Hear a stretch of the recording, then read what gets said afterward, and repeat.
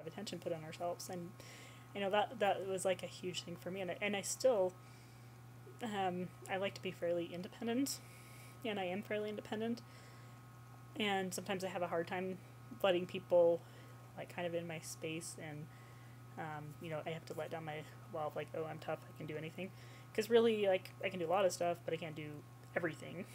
So so sometimes you kind of gotta like just back off a little bit and say, you know what, this is cool, I'm not gonna die, and just recognize that things really are okay.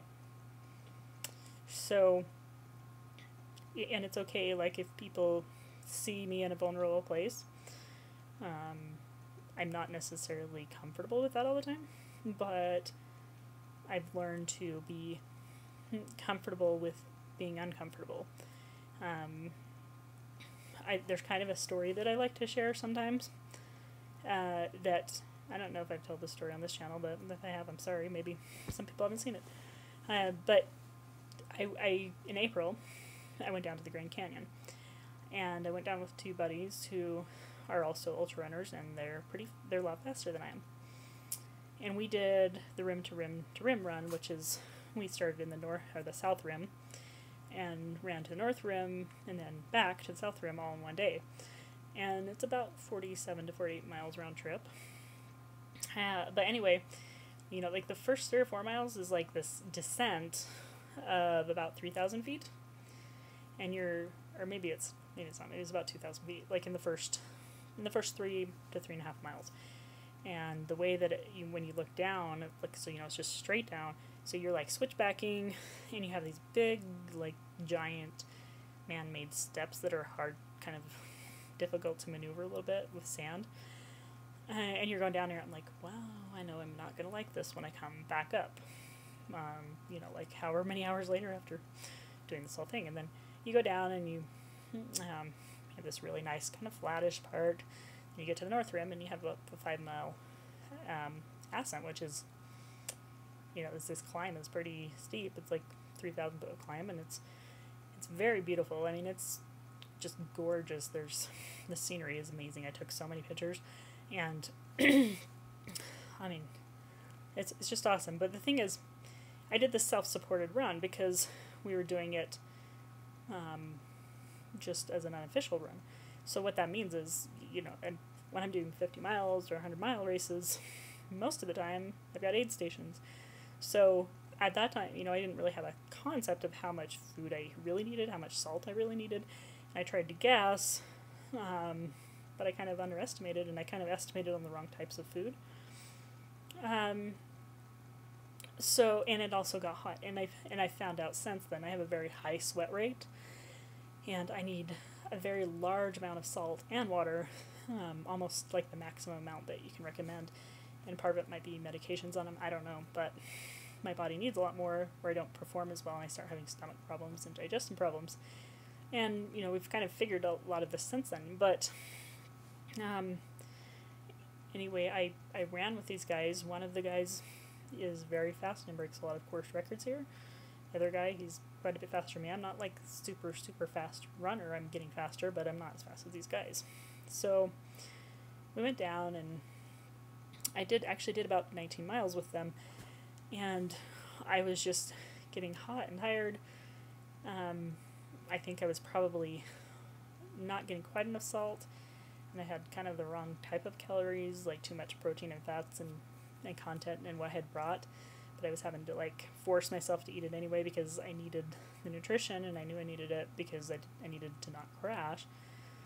But at one point I just decided, hey, you know what, I need to like just sleep for a few minutes, and I need to like recover for a few minutes. And so I told the guys, I said, you know what, you guys go on, I'm just gonna sleep for a few minutes, and I'll get up and go. And so that's what I did. And really I was probably only slept for 10 or 15 minutes. Felt great. Went up and started going up the North Rim. I actually went really slow and just walked it because I was just, you know, I wanted to kind of take in the scenery, and I took like tons of pictures. I had brought down this big camera. I just took pictures everywhere. I got a lot of great shots, and got about a mile from the top, and the first guy comes down, and he was trying to run from that point, it's about 13 miles to this place called Phantom Ranch, which is at the bottom of the Grand Canyon. And there's a little store there and kind of a little village there, and it's only open at certain times, and they actually have to like mule or helicopter in the food or whatever that there's there. But he'd kind of, had the same problem where he'd underestimated his food and nutrition because he hadn't done a self-supported run that far either. So, but he's fast, and so he was trying to just book it down there as fast as he could so that he could get some food before the store closed, because it like closed at 4 o'clock and it didn't open again until 8 o'clock. And then I started going up. By that point, there was still some snow, and so it was like kind of slow going. And so then the second guy comes down, and I talked to him for a minute, and I just said, I'm just going to kind of make my way up there, take some more pictures, and that's what I did. And I really, it was very enjoyable for me to just kind of, be there by myself, because I don't get a lot of time by myself, and I'm, kind of constantly on the go all the time. But at some point, I was like, okay, I've got to kind of book it down now, because I've got to make it back. At that point, I wasn't going to make it there at 4 anyway, and I knew I'd probably have to stop at whatever time I got there, and stop until the store opened, because I really didn't have enough food to go the whole 23 miles back without crashing. So I was doing fine, and then I turned around and I started running down.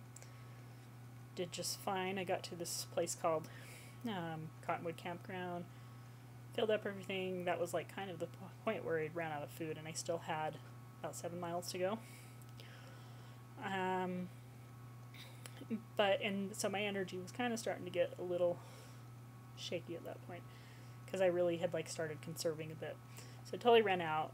I started going down a little bit, and then I went across this bridge, because the trail kind of divides up. So there's a bridge that goes to this place called Ribbon Falls, and across the bridge, I get going down, and then there's this mysterious guy out there, totally by himself, and he's kind of looking at me weird, and I'm not quite sure if I trust him, but I'm okay, I'm a boxer, I'm gonna act look really tough and just run really fast past him and pretend nothing's going on. So that's what I did, and get to the end of the trail and realize that, hey, I'm at the Colorado River, and this is the end of this trail, and the trail that I need clear over there. And I'm like, okay, this is not good. I really don't want to go back there, because I don't know if I trust this guy. So I started internally kind of panicking a little bit, and I was like, okay, I'm just going to cross the river. Stupid. Okay. The Colorado River is really fast. Got in there 2 feet, and I'm almost swept down the river. I'm ah. So I run back up the bank and get there just I'm okay, and I'm shaking a little bit, okay, now I just almost died down the river. So I had to close my thoughts a little bit and okay, I'm not in trouble really. I'm panicking, but I've got to make some good decisions, because I'm gonna be okay as long as I don't make stupid decisions. So what I ended up doing is kind of following the bank of the river till I found a narrower place, and places where I could hold pretty strong branches on each side, and I pulled myself across the river in the shallower part where I had safety on both sides, so I wasn't gonna be swept away, and then made my way back to the trail. Well, that took an hour out of my time, so by the time I was kind of pissed off because I was losing energy and I wanted to be at the ranch. And so I kind of had slowed down a little bit, and I made it way through this narrow canyon, made it to the ranch just right at dark, and I'm afraid this is going to go with the third video, but I'm going to keep telling the story. So, made it to the ranch in, let's see, okay, so this was at 7:30 at night, and the store reopens 8 o'clock at night.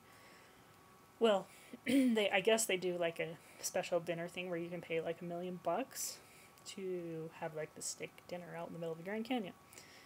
And so it looked like it was open, so I went inside, and I actually was able to buy some food and sat down, and the lady realized I probably wasn't part of the dinner party, and so she's kind of you're not supposed to be buying anything till 8 o'clock, and sorry, you have to leave. And I was just at that point I was just you know, don't mess with me, lady, because I'm not in the mood. And at this point, I was just like kind of pissed off with this whole experience. Because it was dark. I hadn't wanted to be there till dark.